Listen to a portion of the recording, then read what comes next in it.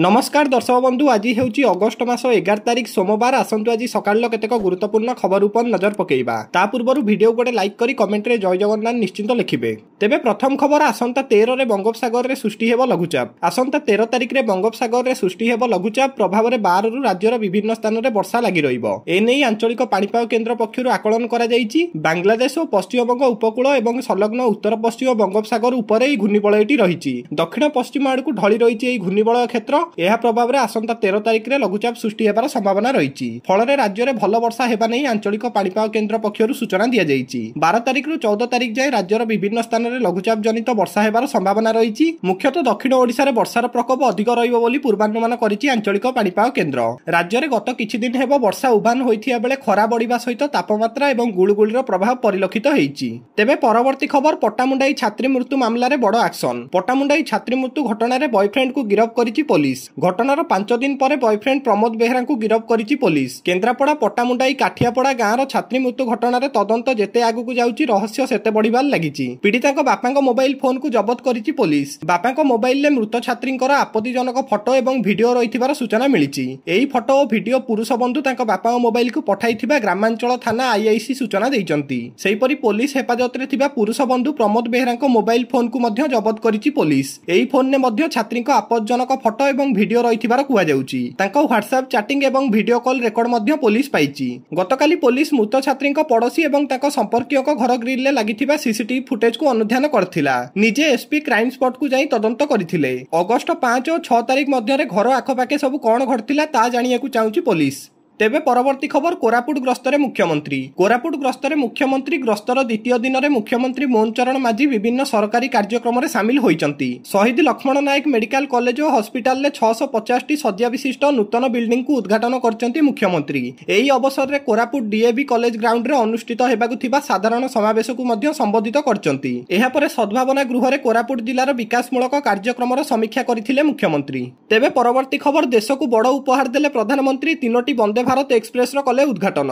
देश को बड़ उपहार देले प्रधानमंत्री। आज 3टी नूतन वंदे भारत एक्सप्रेस ट्रेन को सबुज पताका देखाई मोदी यार शुभारंभ करिसंती। प्रधानमंत्री नरेंद्र मोदी रविवार बेंगालुरु केएसआर रेल स्टेशन ने 3टी वंदे भारत एक्सप्रेस को उद्घाटन करिसंती। एही अवसर रे प्रधानमंत्री बेंगालुरु मेट्रो प्रकल्पर येलो लाइन को भी उद्घाटन करिवार कार्यक्रम रहिथिला। एहा सहित प्रधानमंत्री आरबी रोड रु इलेक्ट्रोनिक सिटी मेट्रो स्टेशन पर्यंत मेट्रो रे यात्रा करिसंती। शहर संजयीकरण सहित जड़ित अनेक प्रकल्पर उद्घाटन एवं शिलान्यास भी करिसंती प्रधानमंत्री। तेबे परवर्ती खबर बलंगा नाबालिका मृत्यु मामला अभियुक्त को तुरंत गिरफ दाबी कला कांग्रेस। बलंगा पीड़िता को न्याय दबा दाबी रे कांग्रेस गतकाली एक विशाल पदयात्रा करिछि। एही पदयात्रा बलंगारु बाहरिथिबा बेले निमापड़ा अभिमुखे बाहरिथिला। कांग्रेस कर्मी माने राज्य सरकार को विरोध रे स्लोगान मध्य देइथिले। कांग्रेस दाबी करिछि जे गत जुलाई मास 19 तारिख रे बलंगा अंचल ले जणे नाबालिका को दुर्बृत्त माने निया लगाई देइथिले। पीड़िता को 3 जण व्यक्ति निया लगाई देइथिबार कथा कुआ जाउथिला। तांकु पोड़ी मारिया को उद्यम होउथिला बोली चर्चा होइथिला। अभियोग परे घटना को नै पुलिस पक्षरु दीर्घ 14 दिन पर्यंत तदंत जेरा बयान रेकर्ड करने सहित प्राय 25 रु ऊर्ध्व लोकंक मोबाइल को ट्रैकिंग करने पर भी पीड़ितांकर 4 थर बयान रेकर्ड करी मध्य शेषरे पीड़ितांक प्रति होइतिबा घटनार कौनसी ठोस प्रमाण सहित अभियुक्त किए थिला पुलिस कहि पारला नाही। शेषरे जीवन युद्ध हारिथिले बलंगा पीड़िता। बलंगा पीड़िता को नहीं सारा राज्यवासी राज्य सरकार एवं पुलिस प्रशासन को एभली कार्यकलाप को एबे भी समालोचना करुथिला बेले आज ओडिशा प्रदेश कांग्रेस सभापति भक्त दास को नेतृत्व में हजार हजार संख्यार कांग्रेस कर्मी एकाठी होई प्रथमे बलंगा पीड़ितांक परिवार को भेटिबा सहित कबरस्तान ने पुष्पमाल्य अर्पण करने सहित निमापड़ा अभिमुखे पदयात्रा करथिले। तेबे परवर्ती खबर भोट चोरी विरोध में अभियान आरंभ कले राहुल गांधी। भोट चोरी प्रसंग में निर्वाचन कमिशन ठारू स्वच्छता दाबी करी कांग्रेस एमपी राहुल गांधी एक नुआ अभियान आरंभ करिसंती। से एही अभियान अंश हेबा पई लोकमानकु निवेदन मध्य करिसंती। लोकसेवार विरोध दल नेता राहुल गांधी निर्वाचन कमिशन को ऊपर भोट चोरी अभियोग लगातार करुचंती। गणमाध्यम सहित कथबार्ता करी से दाबी करचंती निर्वाचन कमिशन भोट चोरी करुचंती एवं एहा मु 100% प्रमाण सहित कहूची बोली कहिसंती राहुल गांधी। तथापि भारतर निर्वाचन कमिशन राहुल गांधी देइथिबा बयान को भ्रामक तथ्यहीन एवं धमकपूर्ण बोली वर्णना करुचंती।